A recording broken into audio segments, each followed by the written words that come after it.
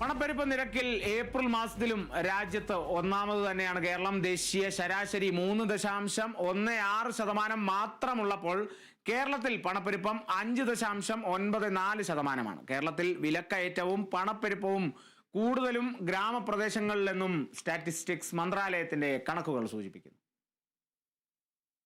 സാമ്പത്തിക പ്രതിസന്ധി ഘട്ടത്തിൽ പണപ്പെരുപ്പ നിരക്ക് ഏറ്റവും കൂടുതൽ കേരളത്തിലെന്ന് കണക്കുകൾ പറയുന്നു. കേന്ദ്ര സ്റ്റാറ്റിസ്റ്റിക്സ് പദ്ധതി നിർവഹണ മന്ത്രാലയത്തിന്റെ കണക്കനുസരിച്ച് ഏപ്രിൽ മാസത്തിൽ 5.94% സംസ്ഥാനത്തെ പണപ്പെരുപ്പം.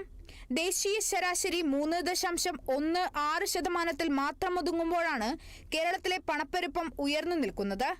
50 ലക്ഷത്തിലധികം ജനസംഖ്യയുള്ള പ്രധാന സംസ്ഥാനങ്ങളിലെ പണപ്പെരുപ്പ നിരക്കിലാണ് കേരളം ഒന്നാമതെത്തിയത്.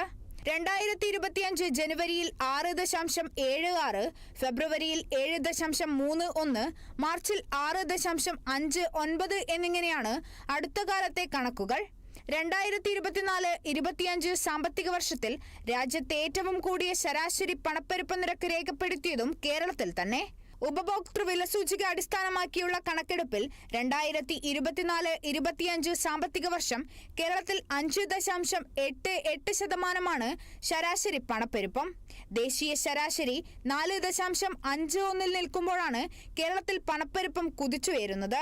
ഉയർന്ന ഉപഭോഗ നിരക്ക്, ഇറക്കുമതി കൂടുമ്പോഴും പ്രാദേശിക ഉൽപാദനം കുറയുന്നത്, ഉൽപാദന ചെലവുകളിലെ വർധനവ്, ഭക്ഷ്യവസ്തുക്കളുടെയും ഇന്ധനത്തിന്റെയും നിരക്ക് വർധനവ് തുടങ്ങിയ നിരവധി കാരണങ്ങളാണ് സംസ്ഥാനത്തെ പണപ്പെരുപ്പം വർദ്ധിക്കുന്നതിനു പിന്നിൽ. നഗരമേഖലകളെക്കാളും ഗ്രാമീണ മേഖലയിലാണ് വിലക്കയറ്റവും പണപ്പെരുപ്പവും കൂടുതലെന്നും സ്റ്റാറ്റിസ്റ്റിക്സ് മന്ത്രാലയത്തിന്റെ കണക്കുകൾ വ്യക്തമാക്കുന്നു. Kerala vision news, Thiruvananthapuram.